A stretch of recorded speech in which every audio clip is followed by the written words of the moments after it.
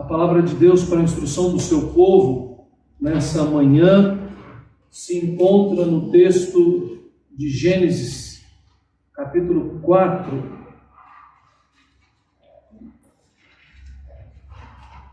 Todo o capítulo, do versículo 1 ao versículo de número 26.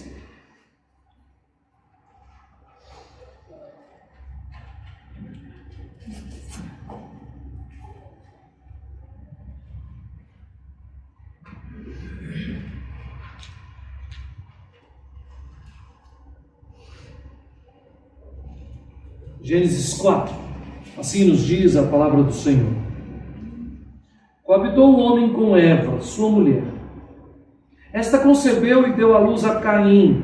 Então disse: adquiri um varão com o auxílio do Senhor.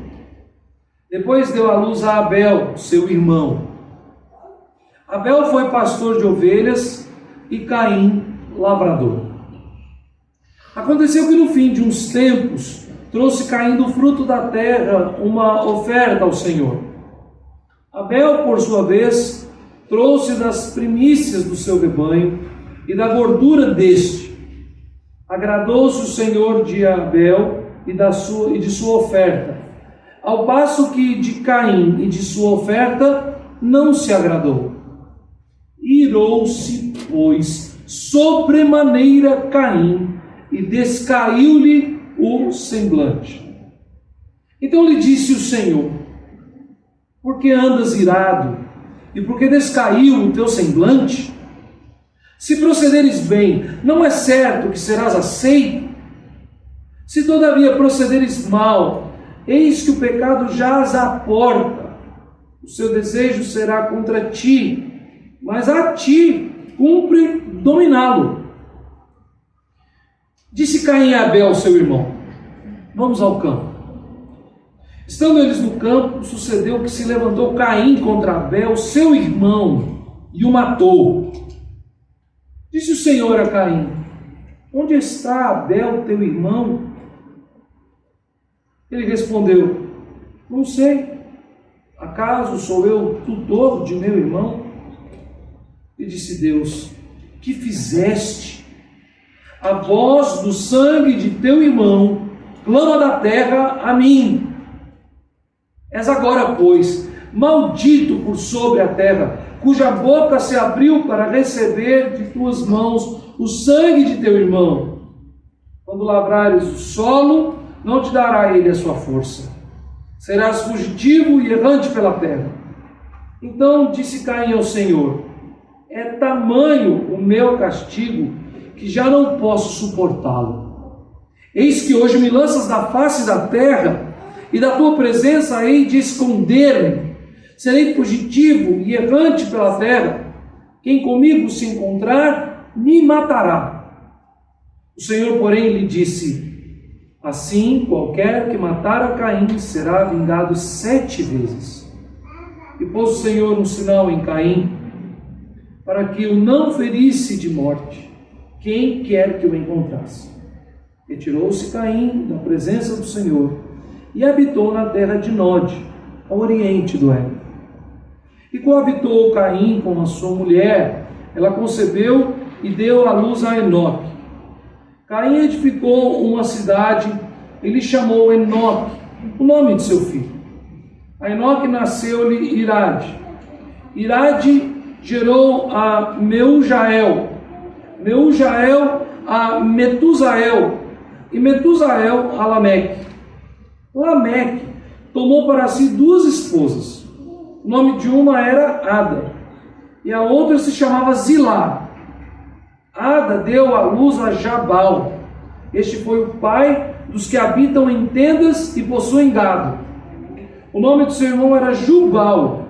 Este foi o pai de todos os que tocam harpa e flauta.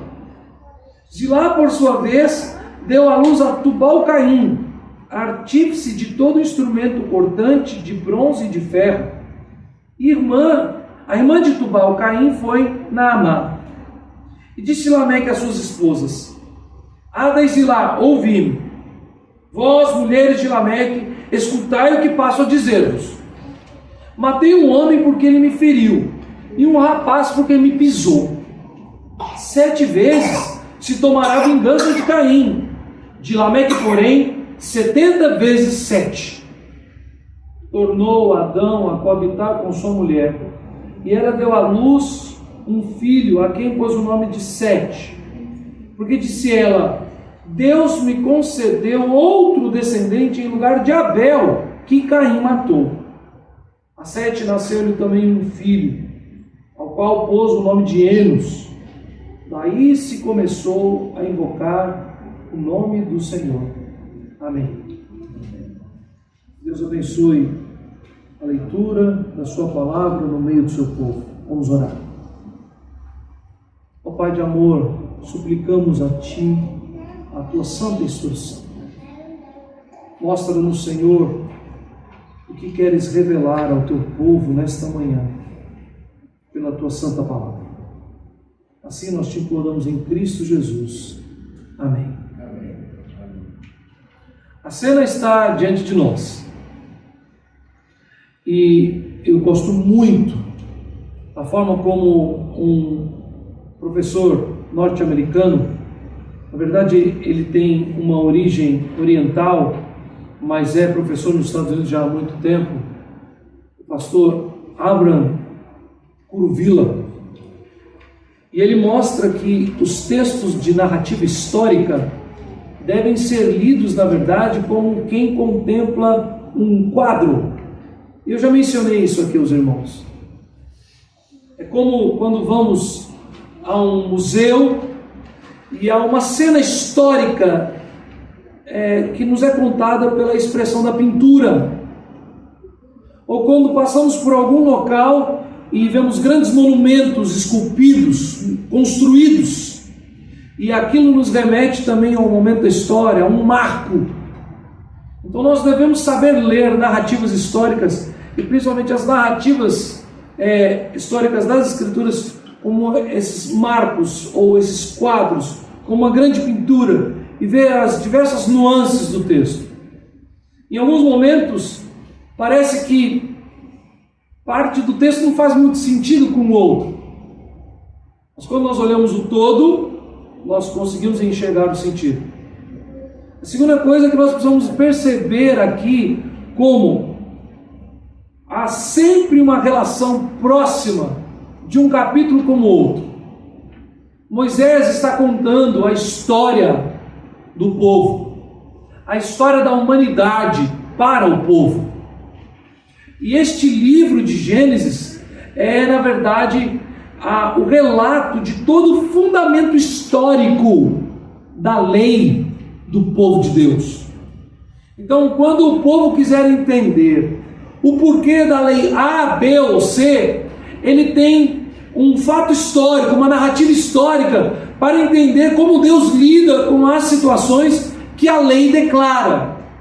E aqui diante de nós, evidentemente, o primeiro grande termo da lei, a primeira expressão do decálogo que nós temos aqui é o 6º mandamento: não matarás.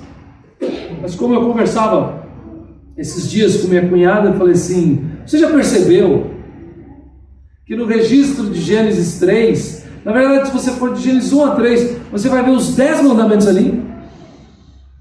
E depois, agora no capítulo de número 4, você vai ver novamente vários outros mandamentos que não são somente o não matarás.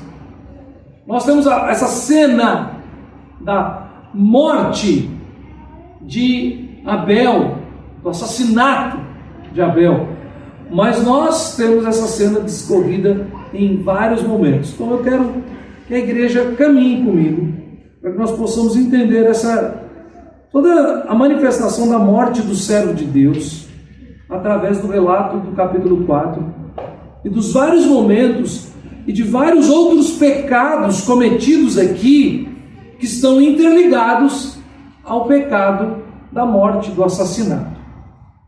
Primeira coisa que nós vemos, e eu quero, como a narrativa histórica, nessa manhã eu quero caminhar com vocês um pouquinho mais devagar, explicando algumas coisas para que, por perguntas que existem a respeito desse texto a vida toda, e que a gente às vezes se perde nessas perguntas em vez de entender o que o texto está dizendo. Primeiro, nós temos os versículos 1 e 2, certo? O versículo 1 e 2 fala sobre o nascimento de Caim e depois o nascimento de Abel. O destaque sobre Caim é porque ele é o primogênito. E ele, depois do momento em que homem e mulher pecam e são amaldiçoados por Deus e recebem a promessa do Evangelho no final do capítulo 3, então, algum tempo depois, nós não sabemos dizer, não está aqui. Não existe uma cronologia para dizer tantos meses, tantos anos, mas sabemos simplesmente que cronologicamente primeiro vem a criação, depois Deus criou o homem, depois criou a mulher, depois veio a tentação, depois veio a queda, a maldição, e depois da queda e da maldição do pecado, então que a mulher concebeu e deu à luz a um filho. Algumas coisas devem nos chamar a atenção. A primeira, a fala de Eva: adquirir um varão com o auxílio do Senhor. Isso parece en passant, muito, sim, normal. Toda mãe crente vai dizer: olha, o Senhor me deu um filho. Mas você precisa entender alguns destaques aqui. Por que quando tem o registro do nascimento de Abel, logo em seguida não tem nenhuma fala de Eva? A primeira coisa que nós vemos é que Adão e Eva, mesmo depois da queda, mesmo debaixo da maldição e do domínio da morte do pecado sobre eles, eles creem na promessa do Evangelho. Eles recebem da boca de Deus a promessa do Evangelho. E a promessa do Evangelho, contida no que nós chamamos aqui no capítulo de número 3, do proto-evangelho, diz que, na verdade, o homem será inimigo da serpente, e a inimizade será entre a descendência da serpente e o descendente da mulher. E aí então, que o descendente da mulher esmagará a cabeça da serpente. Nós bem sabemos aqui nessa manhã que ele está se referindo a Cristo, mas Eva não sabia disso. Então, tendo ela debaixo da maldição de Deus, do castigo de Deus, sido castigada com as dores do parto, e as conversas sobre isso são sempre assim as mesmas. Eu não sei o que é isso, então escuto os relatos, né? E eu sempre escuto Juliana falando: como é que você conseguiu ter 4 filhos? É porque ela esqueceu. Tem um filho, sofre as dores do parto, passa por tudo aquilo, passa um tempo e esquece. Aí tem outro, né? Tem outro. E principalmente no sentido de Eva, que obviamente não havia nenhum tipo de intervenção, aplicação médica, remédio, anestesia, nem nada, né? Então, uma mulher que tem um parto natural, sem nenhum tipo de remédio, de anestesia e tal, e que sofre tanto, sabe bem qual é a dor, a qual eu não faço nem ideia. Mas depois de ter sido castigada por Deus com essa dor, com este sofrimento, ela afirma: adquirir um varão com o auxílio do Senhor. Mas o auxílio do Senhor não está em servir a esposa, a mulher, a Eva, como uma doula, como um obstetra. Na verdade, aqui, no lábio de Eva, neste momento em que nasce esse seu primeiro bebê, está se cumprindo a promessa de Deus de redenção, de salvação, de que o descendente da mulher nasceria para esmagar a serpente. Então, a primeira coisa que nós temos aqui é essa convicção plena de que Deus dá à mulher essa esperança. E a fala de Eva transmite essa convicção sobre o primogênito, sobre Caim. Repousa então, neste primeiro momento, a esperança da destruição da descendência da serpente, do esmagar da cabeça da serpente. Isso é a primeira coisa. A segunda coisa que tem que ficar claro para nós é que quando nós temos aqui no versículo de número 2, Abel foi pastor de ovelhas e Caim lavrador. Ou seja, você tem uma extensão temporal da narrativa histórica aqui. Então, quanto tempo se passou do que esses meninos nasceram? O primeiro foi Caim e o segundo foi Abel, certo? Agora nós estamos vendo assim, como nos filmes, nas novelas, né? Tantos anos depois, a história passou. E não há preocupação do autor, Moisés, guiado pelo Espírito de Deus, em fazer um registro do crescimento desses meninos, como foi a sua juventude, etc. Agora são dois homens. Ele está dando em uma frase só a ideia de que foram dois homens formados. E nisso, eu estou falando isso exatamente para que entendamos o quê? Que depois, no versículo 17, quando diz: e coabitou Caim com sua mulher, o que é usado por muitos autores contemporâneos, a ideia de que, na verdade, Moisés está relatando uma história de uma família, mas que a criação foi desenvolvida por um grupo humano, e não só através de Adão e de Eva, o que é uma afronta às Escrituras, é uma heresia. Então eu estou falando isso porque talvez vocês nunca ouviram falar sobre essa história, mas se um dia ouvirem, você já tem uma resposta pronta. Você tem o versículo 2 falando sobre o nascimento, e no final do versículo 2 já termina com eles crescidos, com dois homens. Então a possibilidade aqui de que essa mulher de Caim seja uma das outras filhas de Adão e Eva que nasceu ao longo do crescimento desses rapazes, muito forte, né? As evidências textuais já não são suficientes, certo? Segundo, a partir do versículo de número 3, nós temos então um registro de um acontecimento da história. E do versículo 3 até o versículo de número 16, então nós temos uma outra cena.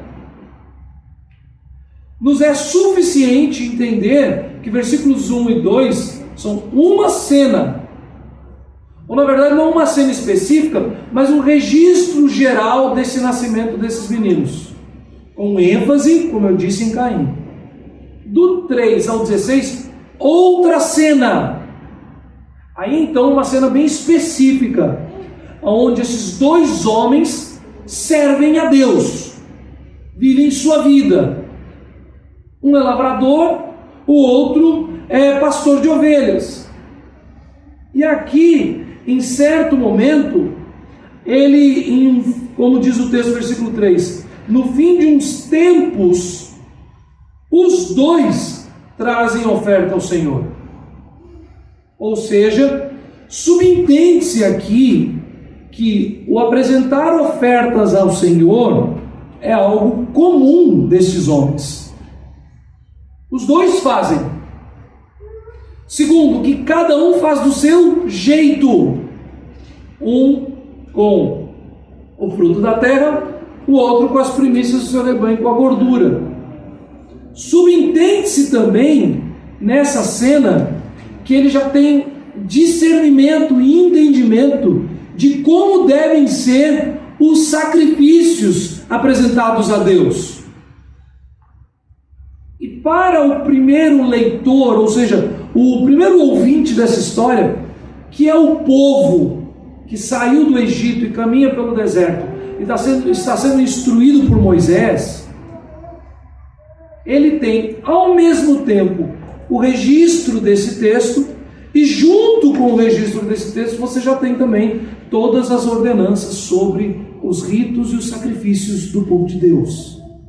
Ou seja, muito mais do que se perguntar se Caim errou ou não, porque não há nenhum registro no livro de Gênesis a respeito se ele tinha instrução de Deus antes ou não, para sacrificar animais ou não, esse livro não tem esse desejo de dar essa resposta. Não é essa a resposta que Gênesis 4 quer te dar. Aonde está em Gênesis Deus dando a lei de sacrifícios? Porque a lei de sacrifícios só veio depois. Não é verdade. A lei dos sacrifícios e todos os ritos de sacrifícios são desde a fundação do mundo. Tanto é que há um problema quanto à apresentação de sacrifícios, um problema gravíssimo, já registrado no capítulo de número 4. Então, desde o momento em que a queda ao pecado, é necessário ritos e cumprimento de obediência a Deus para se manter em relacionamento com Deus.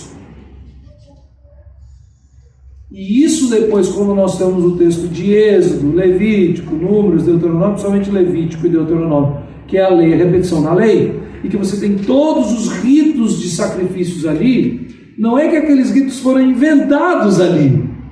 Deus não inventou esses ritos durante o deserto, na saída do Egito. Moisés registrou esses ritos ali. Moisés passou a instruir o povo sobre esses ritos naquele momento, porque aquele povo tinha vivido mais de 400 anos no Egito e se misturado com outros cultos pagãos e não sabia mais quem era Deus, ouvir o nome de Deus, cultuar a Deus. Mas o livro do Gênesis não precisa registrar para os leitores, muito menos para mim e para você, o momento em que Deus instruiu Caim ou não.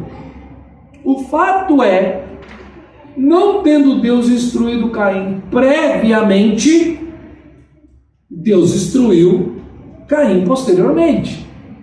Disse o seguinte, né? Então disse o Senhor, versículo de número 6, por que andas irado? E por que descaiu o teu semblante? Se procederes bem, não é certo que serás aceito? A expressão de Deus e a pergunta de Deus para Caim também nos é muito importante. Quando ele usa aqui, se procederes bem, nós somos levados imediatamente a nos lembrar de que o pecado do homem e da mulher foi desobedecer a Deus de que maneira? Tomando para si e comendo o fruto do conhecimento do bem e do mal. Agora, Deus sequer instrui o homem a respeito do que é bom e mal. Você não conhece o que é bem e o que é mal? Mas o grande problema é que quando o homem rompe os seus laços com Deus, ele agora quer ele decidir o que é bom e o que é mal. É por isso que é tão importante essa expressão aqui do versículo 6, se procederes bem. O que é proceder bem? Capítulo 1, quem dizia em todos os passos da criação o que é bom e o que não é bom? Deus. Deus fazia todas as coisas e viu Deus que era bom, e viu Deus que era bom, e viu Deus que era bom. No final do sexto dia, sétimo dia, ele descansou, viu que tudo era muito bom. No capítulo 2, aí Deus diz, não é bom que o homem esteja só. Então você percebe ali que o registro do texto nos mostra que Deus é quem diz o que é bom, o que não é bom, o que é bom, o que não é bom. E quando Deus, então, não aceita o sacrifício de Caim e diz a Caim que há um caminho bom para ser seguido, quando ele diz, se procederes bem, não é certo que serás aceito, novamente está implícito que Caim bem sabia qual era a forma correta e que todo aquele que procedesse de forma correta seria aceito. Nós precisamos ler o texto, e eu peço perdão aos irmãos por me estender na explicação do texto, mas esse texto precisa ser explicado. Os textos que nós conhecemos mais são os que a gente precisa explicar mais. Ou seja, os textos que a gente sempre ouviu. Desde criança, eu aprendi sobre essa história desde criança, na escola dominical, nos acampamentos, em filminhos bíblicos, em revistinhas, em livros bíblicos, e etc, etc. Desde criança. E com isso, muitas vezes, a igreja de Cristo acaba sendo infantilizada na sua observação e na sua interpretação do texto. Porque a gente ficou com aquela imagem infantilizada, aquela ideia muito de escola dominical, de flanelógrafo. E nós acabamos sendo, de certa forma, negligentes na atenção e na interpretação bíblica. Nós temos aqui, meus irmãos, adultos, homens e mulheres, crentes do Senhor Jesus. Então nós precisamos ler o texto como adultos. O texto deixa claro para nós a questão temporal, deixa claro para nós a expectativa do Evangelho se cumprir na figura deste primeiro descendente da mulher. O texto deixa claro para nós a ideia de que Caim tinha instrução, sim, e ele escolheu o mal.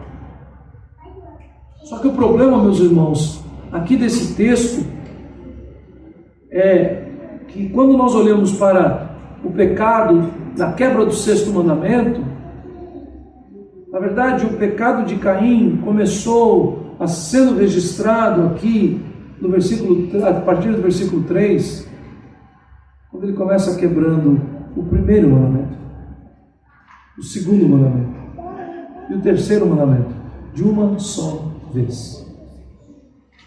Quando você junta os 3 primeiros mandamentos: não terás outros deuses diante de mim, não farás para ti imagem de escultura, né? Não tomarás o nome do Senhor teu Deus em vão. Você está falando sobre o lugar de Deus na vida do homem, o lugar altíssimo de Deus, o único a ser adorado.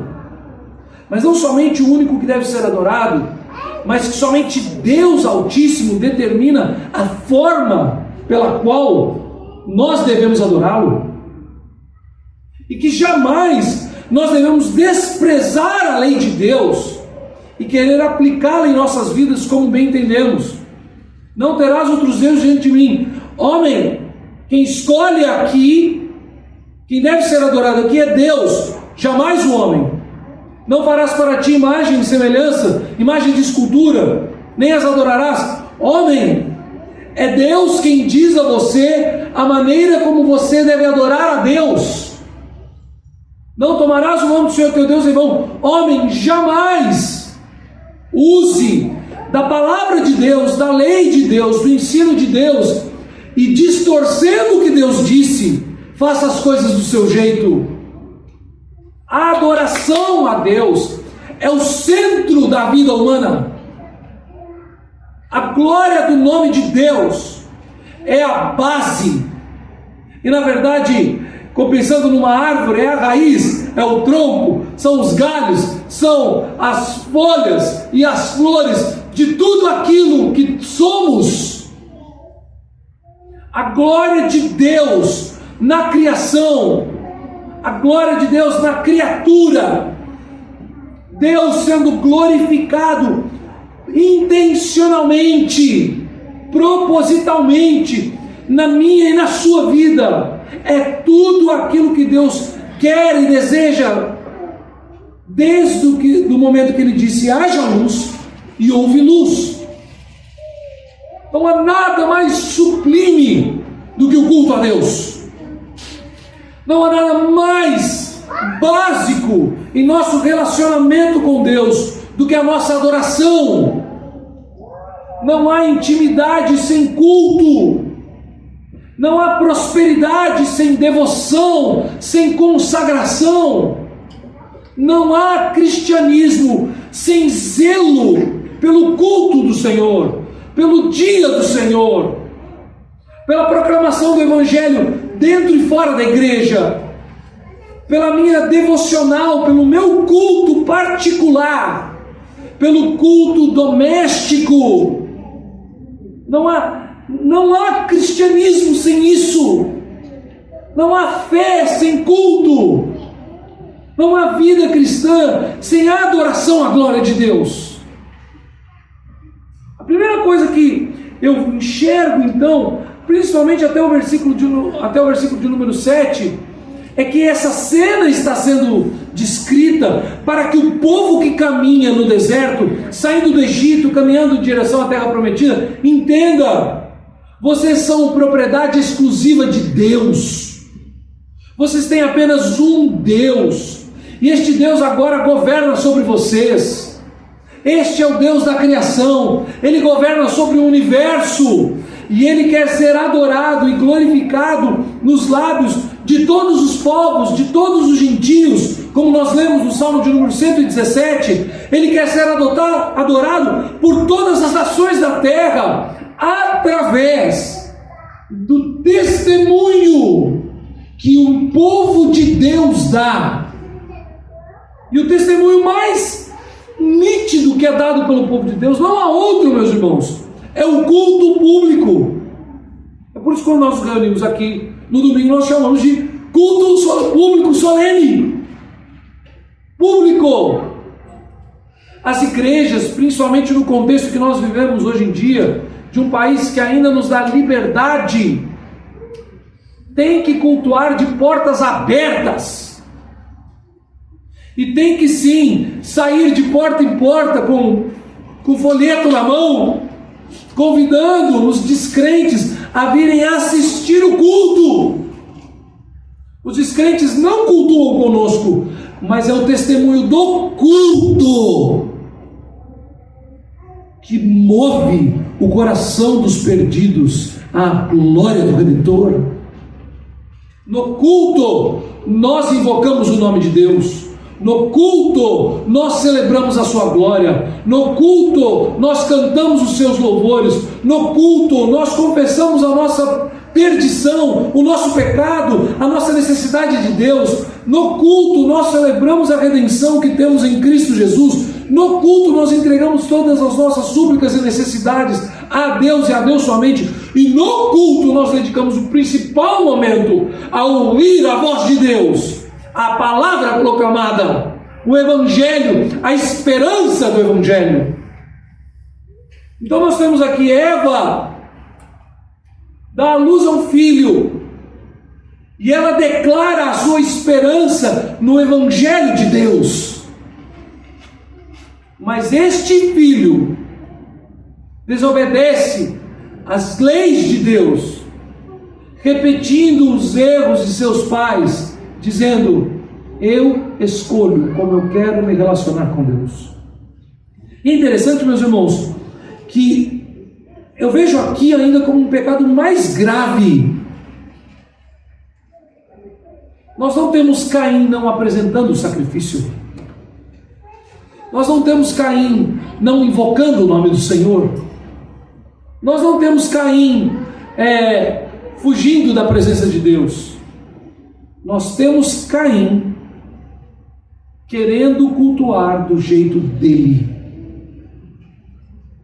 Nós temos a introdução de visão humana, a qual nós chamamos de pagã, ao culto a Deus.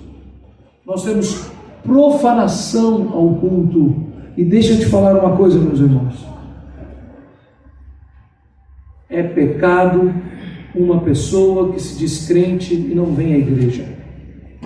É pecado a pessoa que se diz em comunhão com Cristo, mas não frequenta igreja nenhuma. Esse movimento desigrejado, ele é antibíblico. E aquele que, sendo crente em Cristo Jesus, cai no erro de viver como um desigrejado, indo a uma igreja aqui, outra ali, quando quer, quando tem vontade, ele está em pecado.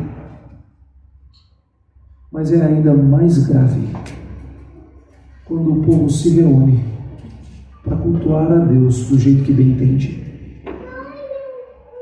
É mais grave aqueles que se dizem cristãos e promovem cultos que são verdadeiras afrontas à lei de Deus, à santidade de Deus, à glória de Deus. é um pecado ainda mais grave. As pessoas que acham que o domingo é como um sábado e eu escolho ir à igreja ou ir no clube, ou eu vou para a praia de manhã e à noite escolho ali o culto das 5 da tarde. É pecado quando igrejas e seus líderes e pastores promovem cultos manhã, tarde e noite, 4 ou 5 cultos lá num grande espaço, repetem o mesmo culto, a mesma liturgia, a mesma pregação, para agradar a plateia, e em cada momento você escolhe então a agenda e vai lá e vai aonde quiser. É pecado contra Deus. Esse movimento de igrejas que foi muito forte nos Estados Unidos, hoje está decaindo por causa dos problema moral entre seus líderes, foi muito grande. Mas é aquela igreja chamada multi-site, que é a ideia de a mesma igreja em vários lugares diferentes. Então que eles tinham, quem fez muito isso, um movimento muito forte, foi o pastor Mark Driscoll, quando ainda estava em Seattle, a igreja Mars Hill. Eles tinham uma igreja lá, e eles já tinham umas 20 igrejas espalhadas pelos Estados Unidos, e na hora da pregação, a igreja onde ele não estivesse presente, de 20 era com certeza 19, baixavam o telão e transmitiam a pregação dele da igreja onde ele estivesse.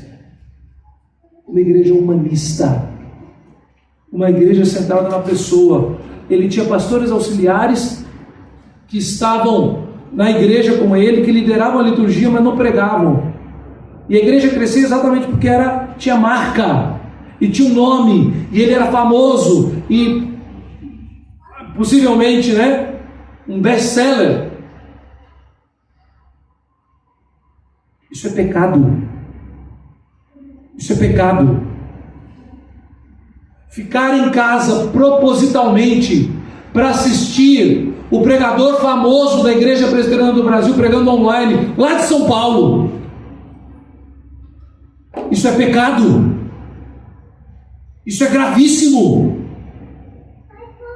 A escolha de Caim foi cultuar do jeito que eu quero. E quando Deus disse não, o seu semblante descaiu. No texto que eu tenho aqui, eu imprimi, e aí o aplicativo que eu usa aquela versão Nova Almeida atualizada, Então está dizendo aqui que ele ficou com a cara fechada, ele fechou a cara, e Gabi estava lendo, Ela pegou e foi lendo e tal. Papai, por que está dizendo que fechou a cara? Porque na minha Bíblia está dizendo que ele descaiu o semblante. Foi ótimo, é bom essas versões. As crianças já ficam atentas.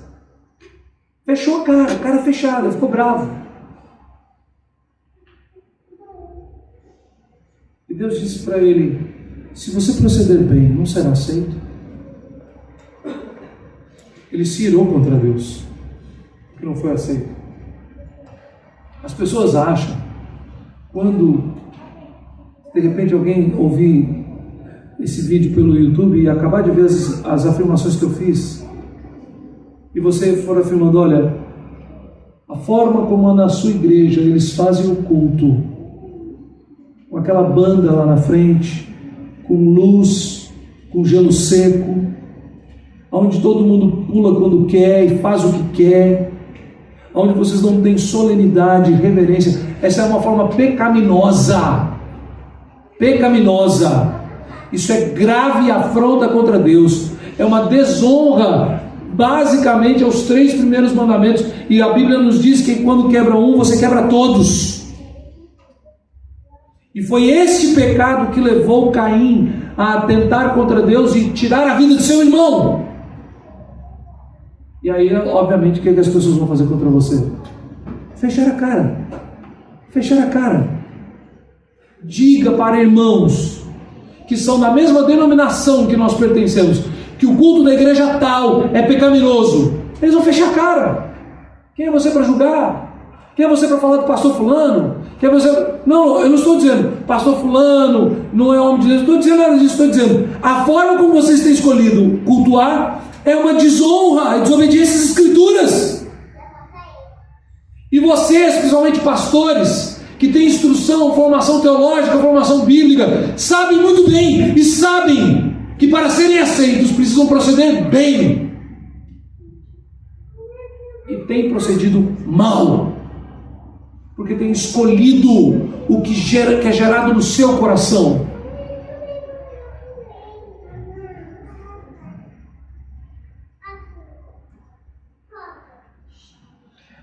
Mas não parasse aí. Caim então chama seu irmão e diz, versículo 8, vamos ao campo. E essa é uma visão novamente muito ampla, né? Vamos ao campo. Que campo?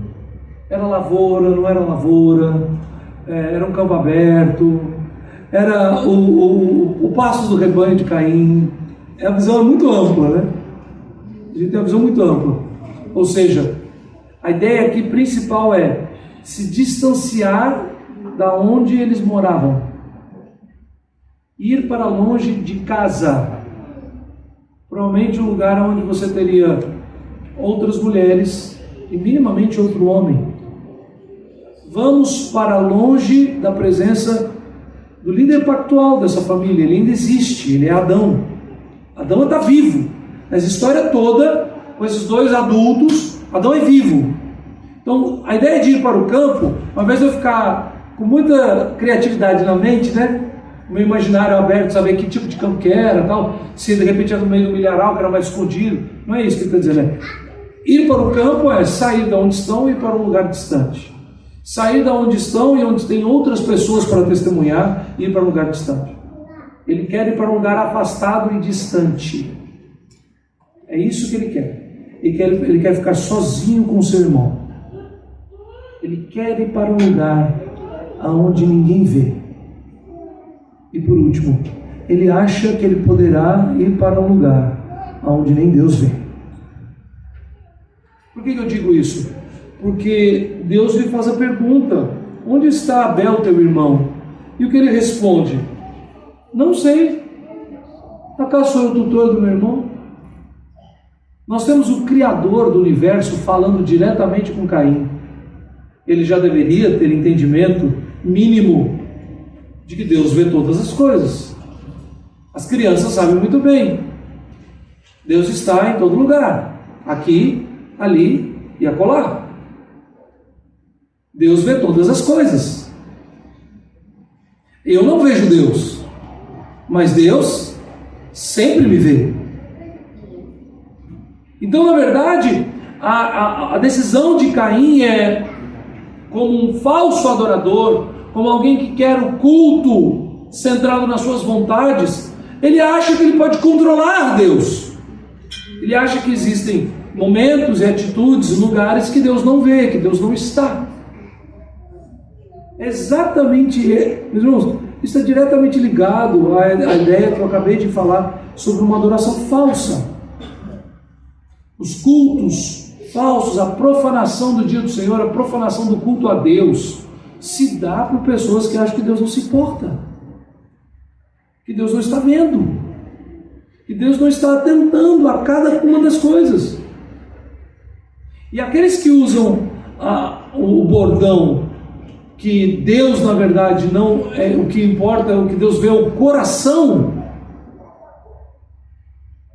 são as pessoas que, na verdade, estão dizendo o contrário, vivendo o contrário.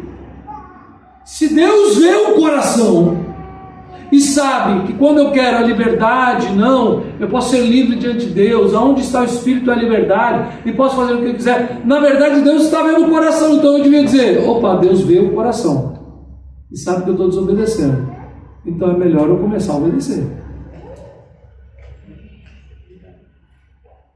Não adianta, não há lugar para se esconder. O que ele quer fazer é executar o fim da sua maldade. E veja, um texto muito importante para nós é o texto de Hebreus capítulo 11, versículo de número 4. Ali então o autor aos Hebreus, ele faz então uma pregação expositiva de toda a história do Antigo Testamento. E ele faz uma explanação muito clara, muito direta a respeito dessa cena aqui. Versículo 4 de Hebreus 11. Pela fé, Abel ofereceu a Deus mais excelente sacrifício do que Caim, pelo qual teve testemunho de ser justo, tendo a aprovação de Deus quanto às suas ofertas. por meio dela também, mesmo depois de morto, ainda fala. Sabe o que o autor dos Hebreus está dizendo? Que a grande expectativa de Eva estava errada. E assim como foi com Esaú e Jacó, com José e seus irmãos, com os filhos de José, Deus havia, na verdade, escolhido, pela sua própria vontade, Abel e não Caim. E agora, então, o que Caim representa não é o descendente da mulher. 2 homens nasceram da mulher. Abel é o homem que, pela fé, representa a Cristo. Caim é o descendente da serpente. E aí, meus irmãos, está o grande problema, porque a partir do momento que Adão e Eva pecaram, eles têm em seus corações o veneno da serpente. E todos os filhos de Adão e Eva, como diz aqui no capítulo de número 3, quando Adão deu o nome a Eva, deu o nome à mulher de Eva, porque ela é a mãe de todos os seres humanos, versículo de número 20 do capítulo 3, todos os filhos de Eva são potencialmente filhos de Satanás. Todos os filhos de Eva são potencialmente descendência da serpente. Não há um justo, nem um sequer. E o que faz o injusto contra o justo mata o justo. O grande problema na vida de Caim aqui é que quanto mais reto é o seu irmão, mais injusto é ele. Quanto mais santo, consagrado e dedicado é o seu irmão Abel,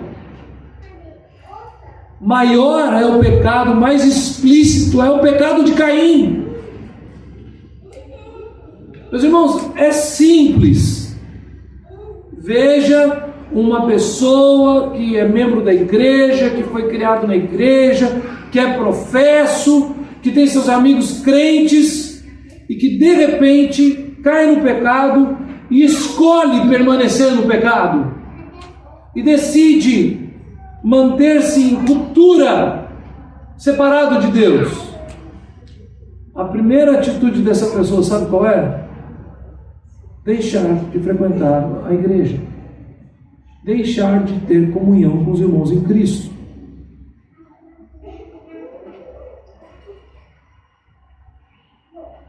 É como um amigo muito querido uma vez chegou para mim, alguém que foi criado comigo como um verdadeiro irmão. E ele então me contou de todos os seus problemas e todos os pecados que ele vinha cometendo contra Deus, contra sua esposa e contra os seus filhos. Todas as afrontas à palavra de Deus, tendo ele sido criado na igreja, batizado na igreja, professo na igreja, casado na igreja, batizado seus filhos na igreja. E quando ele me contou aquilo tudo, como se fosse assim, um túnel sem luz no fim, eu disse para ele: mas quem é Deus para você?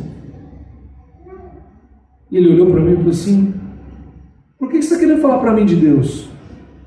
Eu falei: mas você não veio me contar tudo o que está acontecendo? Sobre sua vida, sobre seus vícios, sobre suas buscas, sobre o seu coração.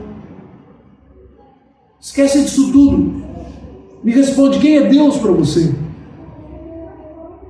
Porque se Deus para você é o mesmo Deus para mim, o Criador de todas as coisas, o único e vivo Deus, o Rei do universo, o galardoador daqueles que o buscam, o misericordioso, o pronto a perdoar, o que por amor entregou o seu Filho na cruz, tudo que está errado pode de uma vez por todas ser transformado Você vai ser perdoado de tudo. Você vai ser perdoado de todas as coisas. Você vai ser liberto de tudo. A sua vida vai ser purificada. Eu tenho certeza, Deus vai mover o coração da sua esposa. Ela vai te perdoar de tudo. Deus vai apagar qualquer amargura que seus filhos possam ter. Eles vão ser criados com amor por você. Eles vão te honrar, eles vão te admirar. Eles vão ver um homem de Deus no meio da casa deles. Mas você primeiro precisa me dizer: quem é Deus para você? Algum tempo se passou, muito tempo se passou, ele não me respondeu mais, não falou mais nada comigo. E aí um dia ele virou para mim e falou assim: um dia que eu precisar de um pastor para a minha vida, eu procuro um gabinete. Você não é meu pastor. E nós nunca mais conversamos. E a vida dele, obviamente, foi totalmente destruída. Mas ele mal sabe que é algo muito pior por vir. O juízo de Deus e a morte eterna. Eva, então, na esperança do Evangelho, acreditou que o seu primogênito seria o Salvador. Mas ele era filho da serpente. E o seu mais novo foi, na verdade, aquele que honrou o nome de Cristo em sua vida, em seu culto e em sua morte.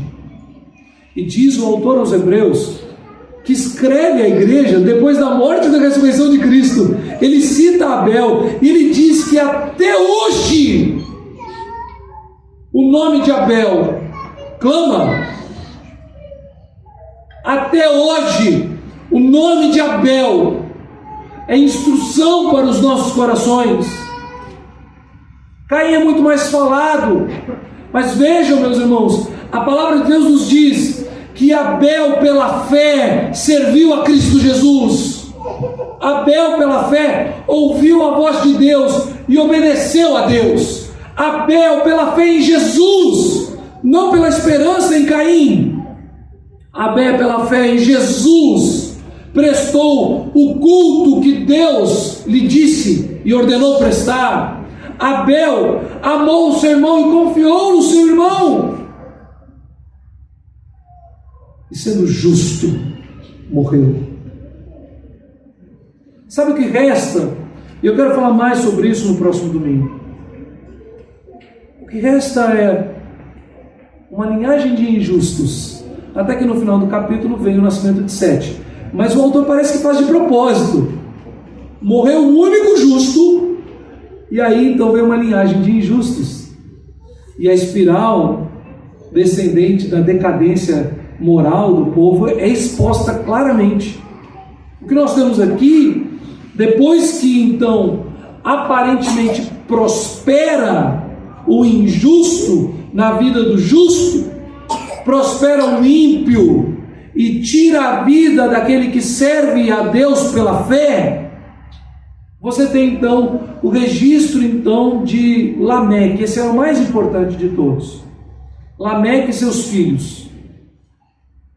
Por que você acha que Moisés vai dizer assim: os filhos Jabal, Jubal e Tubal-Caim? Um é o que desenvolveu a tecnologia do agronegócio. Eu não estou fazendo piada, é a pura verdade. Grandes rebanhos de animais, ele foi o homem que desenvolveu a tecnologia, a mentalidade, a logística, o trabalho de arrebanhar animais. Ele foi o homem lá atrás, que desenvolveu essa tecnologia, desenvolvimento tecnológico. O outro, na música, nas artes, criou instrumentos, desenvolveu música, arte, ciência, inteligência cognitiva altíssima, tecnologia. E o outro foi para a área dos metais, da siderurgia. Você já pensou em falar em siderurgia nesses dias? Com certeza ele lidava com fogo, aprendeu a administrar o fogo, usava altas temperaturas para forjar e afiar e ter vários instrumentos de corte do metal. Veja, Você tem 3 grandes expressões do avanço da mente humana, da potencialidade humana, da capacidade do homem, que é a imagem e semelhança de Deus, de dominar a terra, certo? Mas sem Deus, por mais avançados que eles fossem, eles estão cada dia pior moralmente. Eles estão cada vez mais degradados. Há um avanço tecnológico absurdo e uma degradação moral cada vez maior. O homem, quanto mais avança, mais caminha com a sua potencialidade, com a sua tecnologia, com a sabedoria, com a inteligência, com os atributos que vêm de Deus para o homem. Mas ele o faz longe de Deus, afastado de Deus, distante do Senhor. Isso nós vamos falar na próxima semana. Eu quero dizer, na verdade, aqui, irmãos, fechando então, principalmente dos versículos, até o versículo de número 15,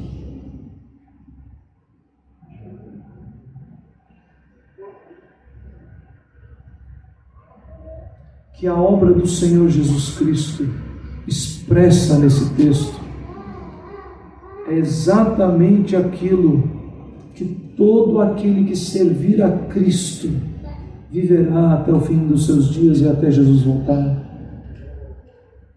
Os ímpios jamais cessarão de promover culto a si mesmos e de odiar aqueles que cultuam a Deus. Os ímpios jamais cessarão de querer uma igreja, entre aspas, evangélica, para o gosto do cliente, e se levantando contra a voz de Jesus, quando a palavra pregada confrontar as atitudes dos ímpios. Os ímpios estão no meio da igreja, corrompendo o coração da igreja, e a igreja vive em grave pecado. Quantos são chamados de pastores, mas não têm condição nenhuma de serem chamados de crentes em Cristo Jesus? Quantas aberrações! E Cristo está nos chamando a imitá-lo, a confiar nele e não na serpente, a confiar na obra de Cristo e no Filho de Maria, Jesus Cristo, Filho de Deus. Ele é o vitorioso. A imitá-lo no cumprimento da lei, a imitá-lo no culto ao Senhor, a imitá-lo numa vida consagrada a Deus, a cultuar o nome de Deus domingo após domingo, exatamente, exclusivamente em o nome de Cristo Jesus, a regermos a igreja pela palavra de Cristo, a alimentarmos a igreja na mesa de Cristo, a exaltarmos a Cristo e Cristo somente, a nos humilharmos, a abrirmos mão das nossas invenções, das nossas capacidades humanas, abrirmos mão de tudo aquilo que nós podemos fazer de melhor, humanamente falando, mais belo, mais criativo, mais atrativo, e nos rendemos à simplicidade da fé e da esperança em Cristo Jesus, na obediência humilde à palavra de Deus. Quão importante é o nosso culto! Ele revela de fato se Cristo governa ou não a nossa igreja. Ah, meus irmãos, nomes, piadas, afrontas, perseguições, possíveis até processos eclesiásticos, pastores e igrejas haverão de sofrer, como muitos, assim como Abel, têm sofrido ao redor do mundo, sendo levados à morte, porque adoram e bendizem ao nome de Cristo Jesus, em obediência humilde à palavra de Deus.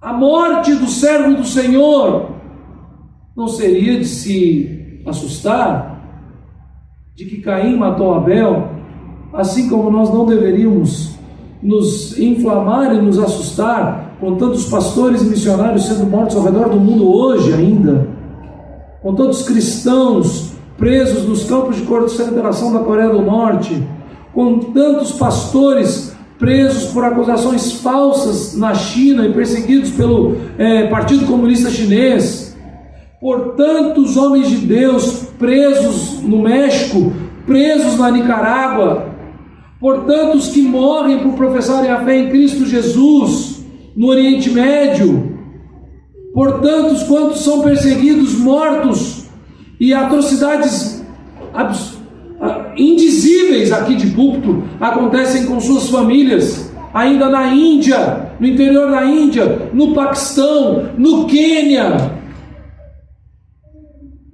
Homens e mulheres que servem a Cristo Jesus e louvam o seu nome em obediência às Sagradas Escrituras, morrem todos os dias, e não são poucos. Ora, meus irmãos, se o inimigo de nossas almas inflamou os judeus a matarem o próprio Filho de Deus, não é de nos surpreender que aqueles que amam a Cristo serão perseguidos, como Caim, como Abel foi, e como muitos dos nossos ainda são. Mas nós devemos continuar falando publicamente. Nós precisamos, muito em breve, sair do salão, abrir a porta. Esse espaço é alugado, não nos pertence. Nós precisamos de um espaço próprio, que seja debaixo de uma árvore, que seja numa lona esticada, mas para que todos que estejam à nossa volta ouçam o nome de Cristo e testemunhem do culto a Cristo Jesus, custe a nós o que custar. Que no nosso meio a voz e o sangue de Abel clamem conosco no culto a Cristo Jesus. Amém.